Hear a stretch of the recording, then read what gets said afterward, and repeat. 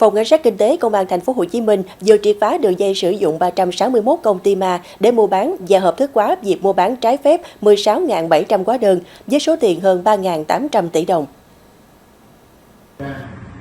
Cơ quan Cảnh sát điều tra Công an Thành phố Hồ Chí Minh hôm nay cho biết đã khởi tố vụ án, khởi tố bị can, thi hành lệnh bắt bị can để tạm giam đối với đối tượng cầm đầu là Lê Văn Hiền, 42 tuổi, ngụ phường Tân Sơn Nhì và 11 đồng phạm để điều tra về tội phát hành, mua bán trái phép hóa đơn. Kết quả điều tra, từ năm 2022 đến năm 2025, Lê Văn Hiền và các đồng phạm đã sử dụng 35 pháp nhân của các công ty ma để phát hành, mua bán trái phép 16.700 tờ hóa đơn giá trị gia tăng. Ngoài ra, Hiền còn khai nhận sử dụng thêm 326 pháp nhân của các công ty ma và sử dụng 28 tài khoản ngân hàng để luân chuyển dòng tiền, hợp thức hóa việc mua bán trái phép hóa đơn với số tiền hơn 3.800 tỷ đồng.